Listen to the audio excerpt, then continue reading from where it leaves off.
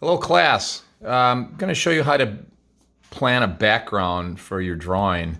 Um, Now, obviously, if you were at school, you'd be able to do this. If you can't really at home, but I'm going to show you anyhow in case you do have some software at home that you can play around with. So what you have here is I took a picture of the photo of the drawing that I did, and then I sent it to my email. So I open up my email here, and here's the drawing, and I'm going to download that drawing. So it's going to go down here in my downloads, which is in downloads in the computer. And I'm going to open up Photoshop. I'm going to open that up. I'm going to go File, Open, and I'm going to go to my downloads, and there's the picture. I'm going to open that. So that's the picture that I took of the drawing that I have. Okay, so first what I'm going to do is I'm going to crop it first. So I'll go down to this. If you look right over here, it's the fifth one down. It's my cropping tool. And I'm going to crop this picture the way it would look like if I was going to complete it here. So I'm going to crop it about like that. I think about here. And let's see if I can grab the top here. Bring that down to maybe there. Okay. So there's my crop picture. Hit the check mark up here, and it's been cropped. Now, I'm going to take my magic wand, which is the fourth one down here, and I'm going to click on the background. Now, the background's not totally flat. So I'm going to change the tolerance of this thing so it accepts more than it normally would. I'm going to put up to like 45 and see what happens there. So 45, little too much because it grabbed not only the background, it grabbed part of my head here. So 45 is too much. It's too accepting. Let's try 30. Let's try that. Okay, that's pretty good. I'm going to hold my shift key down and grab that area and that area there too. So I've grabbed pretty much the background other than a little spot on my head there, but I think we can deal with that. So what I did is there, I went select. Now I'm going to go select inverse, which will select basically my head. Okay. And what I'm going to do is I'm going to go edit cut and then edit paste. Okay.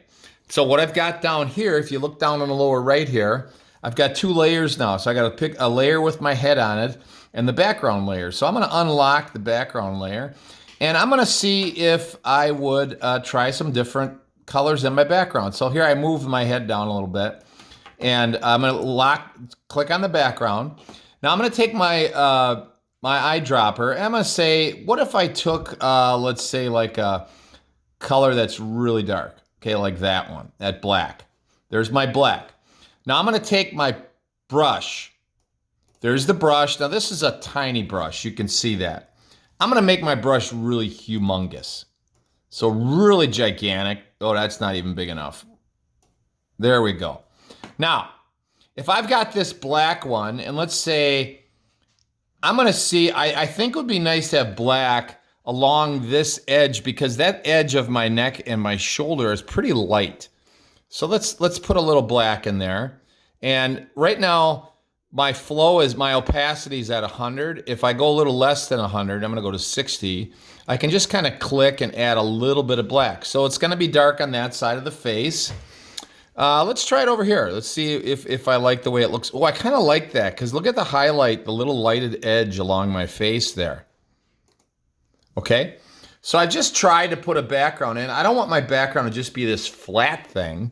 Okay. So now my background is very light up here or medium. It goes to dark in here and here. I really like the dark along the edge of that little backlighted part of my face. It really pops out nicely. And you might try white. You know, maybe you're going to go, I'm going to eyedrop, let's say a white area. And then I'm going to take my paintbrush and I'm going to maybe see if I put a little white up there. No, I don't know if I like that. Okay.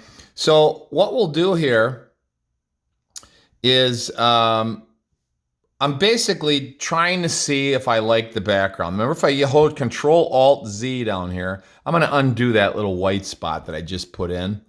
Okay. So I kind of like that background. I like it nice and dark over here, little dark over here. And I think that's what I'm going to do for the background. So basically, I'm trying things out. Now, let's say you go, I'm not sure if I like that, but I don't want to lose it. So I'm going to go down here where it says layer. I'm going to grab this bottom layer and I'm going to drag it into this little icon, which will duplicate the layer. So now I've got two backgrounds. Okay. Now what I'm going to do is I'm going to go to the top layer.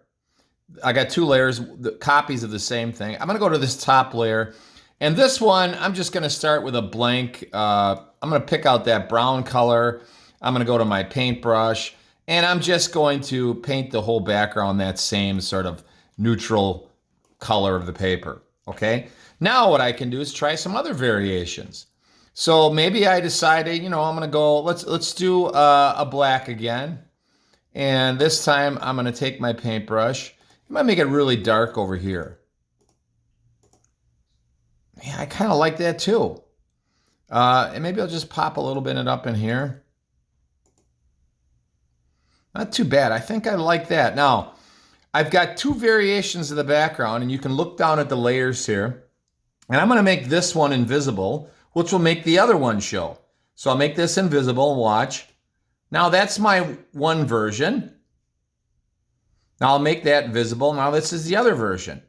So what's nice is you can kind of get an idea what it's going to look like before you go and take your charcoal and start adding this background and then get done and not like it. So what's kind of nice is it's like you can do your background ahead of time here and see what you really like. And the more I'm looking at this, the more I like the dark over here and just a little dark up there. So I think I've made my decision. I like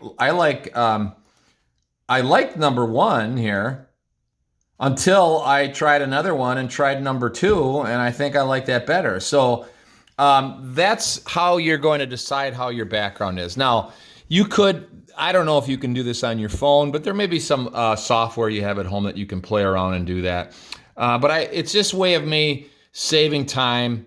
I say saving time. It takes a little time, but I wouldn't want to do the whole background and then not like it. So at least I have an idea of what I'm doing before I start it. So that's choosing your background for your subject by using Photoshop and playing around with it and experimenting. And then I could just keep this, I'll save this. I'm just going to go File, Save, and I'll just call it whatever I'll call it, portrait